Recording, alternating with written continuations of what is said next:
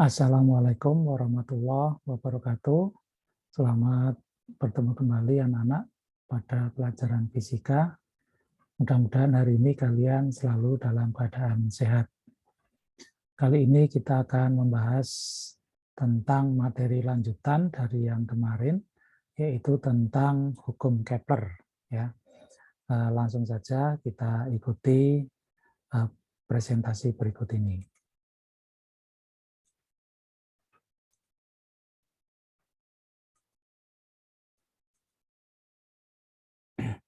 Ya, jadi judul kita kali ini adalah tentang hukum Kepler, hukum Kepler 1, 2, dan 3. Ya.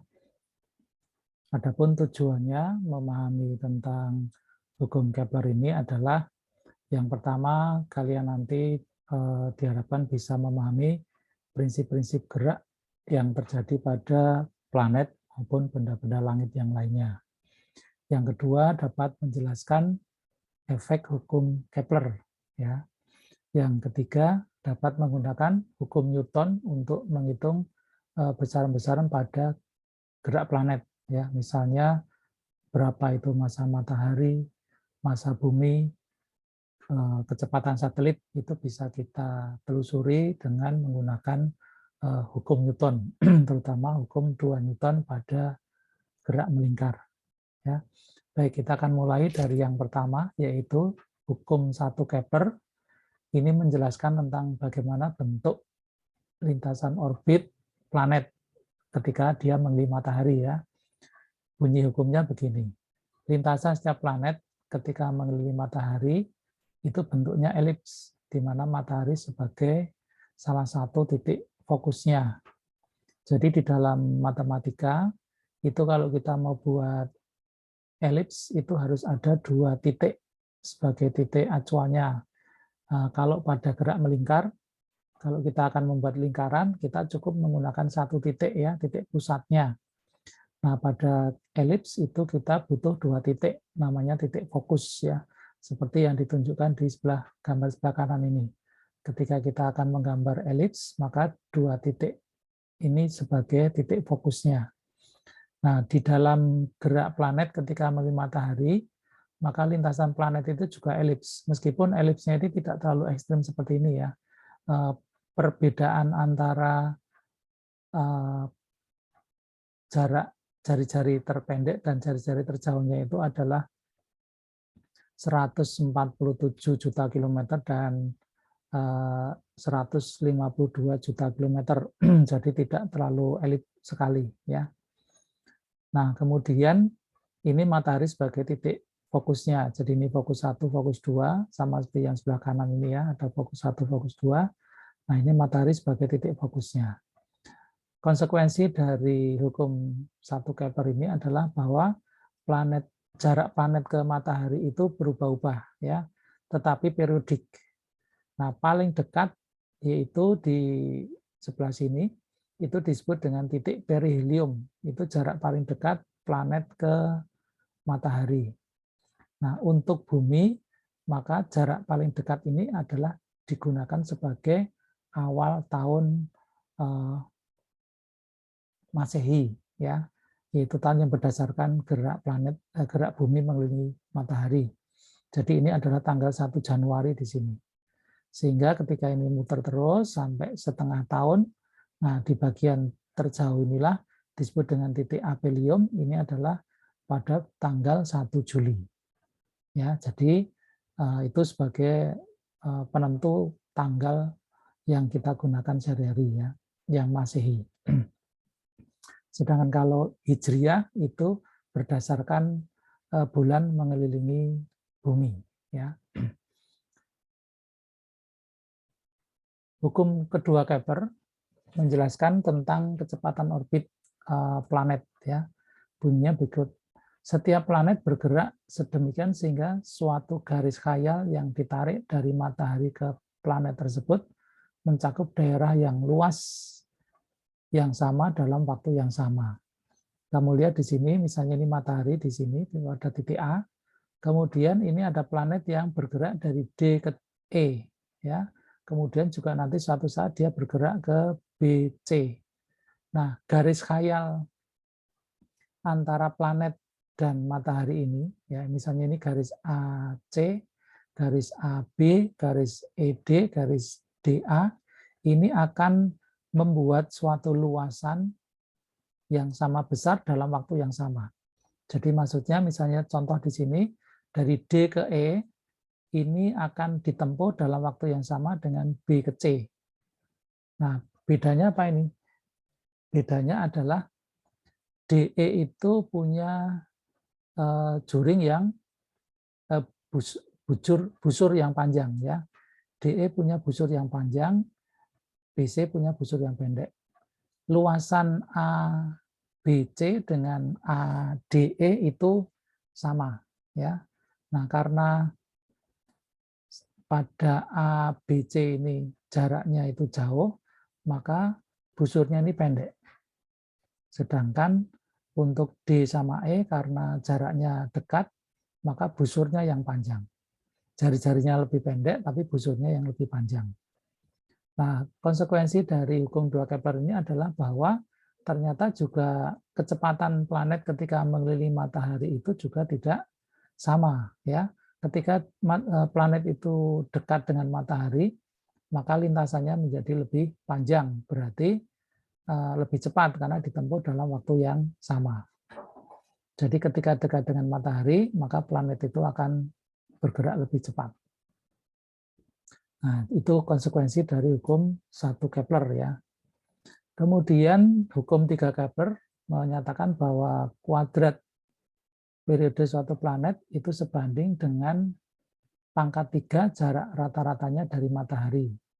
Ini bisa ditelusuri dari menggunakan hukum Newton gaya tariknya, ya. G mm per R kuadrat sama dengan ini gaya sentripetalnya, ya.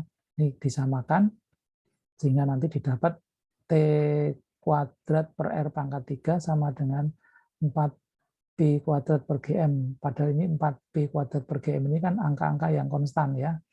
Ini massa matahari juga tetap, terus ini konstanta juga tetap, sehingga T kuadrat dengan R pangkat 3 itu sebanding. Ya, T kuadrat sebanding dengan R pangkat 3.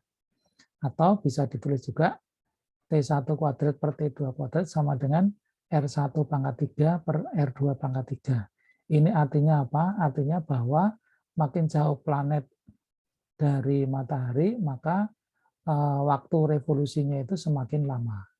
Ya. Jadi planet yang di luar bumi itu mempunyai periode yang lebih lama, sedangkan planet yang berada di antara bumi matahari itu mempunyai periode yang lebih cepat. Misalnya planet Merkurius itu 1 tahunnya hanya 88 hari, ya, jadi sangat cepat.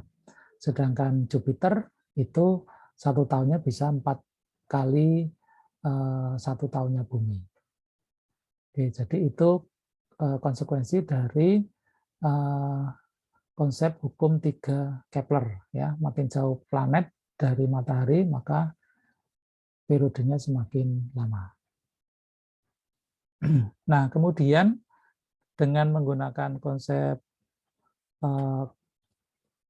gaya tarik antar benda yang punya massa dengan konsep gaya sentripetal dan persamaan hukum 2 Newton, maka kita nanti bisa menghitung besaran-besaran miliknya planet. Misalnya massa planet berapa, massa matahari berapa, kecepatan suatu planet mengelilingi matahari, kecepatan satelit mengelilingi bumi, itu bisa kita perhitungkan. Misalnya ini yang pertama, kita akan menghitung berapa sih jari-jari bumi, ya. Nah, dasar menghitung jari-jari bumi adalah kita bisa memilih 2 titik di permukaan bumi ini yang bisa kita ketahui perbedaan garis bujurnya, ya. Kemudian juga kita bisa cari panjang atau jarak 2 titik di permukaan bumi itu yang punya perbedaan bujur yang sudah kita ketahui. Contohnya di sini, pada tanggal 21 Maret pukul 12, matahari tepat berada di atas Kota Bangun, ya, dekat Samarinda.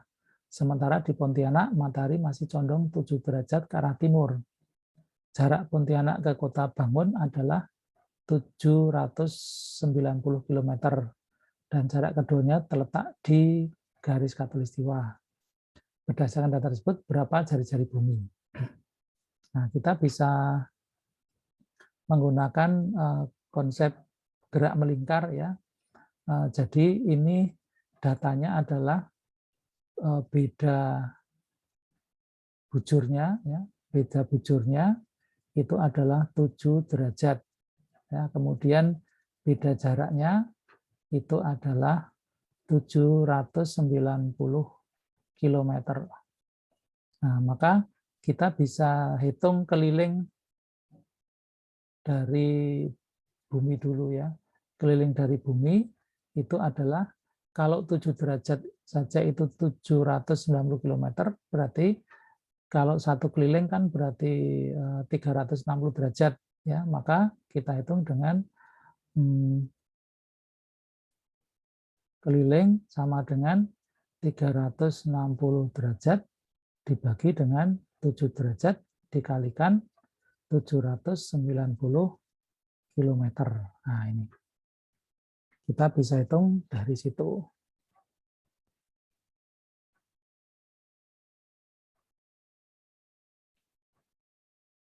Ya, ini kita dapat sekitar 40.006,6 ya, kali 10 pangkat 1, 2, 3 kali 10 pangkat 3 kilometer, atau sama dengan 40,6 kali 10 pangkat 6 meter. Nah, kemudian dari data keliling ini kita bisa hitung jari-jari bumi, yaitu bahwa rumus keliling itu kan sama dengan 2πr, ya.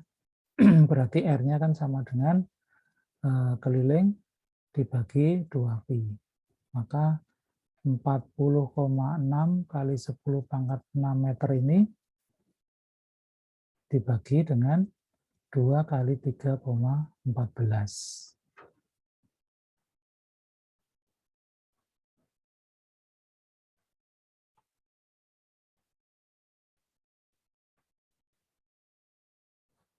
Sama dengan 6,5 kali 10 pangkat 6 meter, atau 6.500.000 meter, ya. Nah, ini kita bisa menghitung keliling bumi, ya, tanpa harus mengukurnya langsung. Jadi memang kelebihan dari ilmu fisika itu adalah dengan membuat beberapa rumus itu kita bisa memanfaatkannya untuk menghitung hal-hal yang tidak bisa kita hitung secara langsung.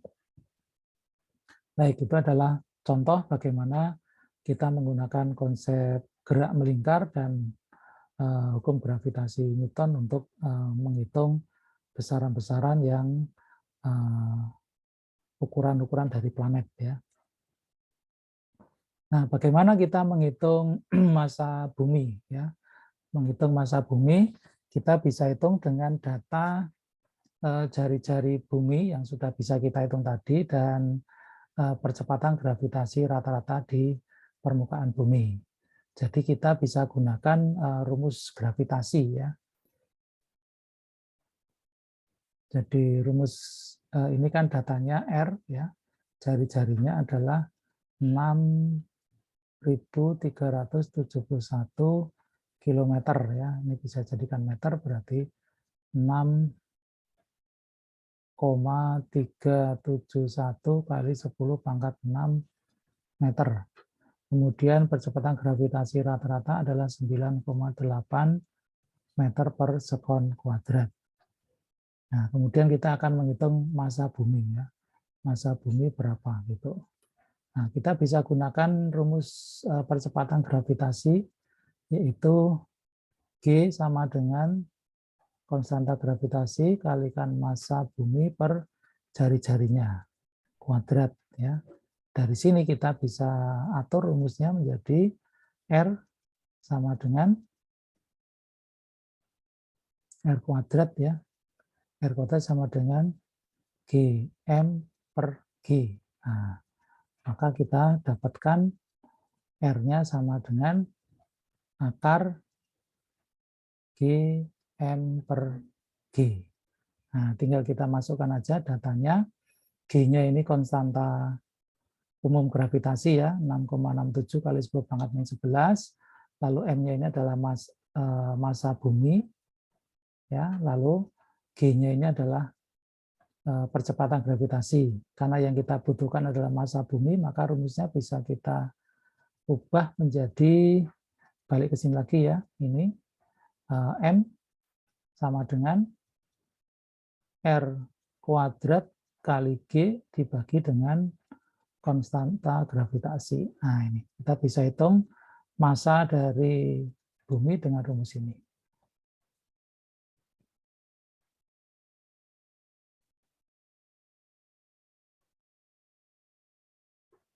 G-nya kita dapat 9,8, lalu jari-jarinya 6,371 kali 10 pangkat 6 meter.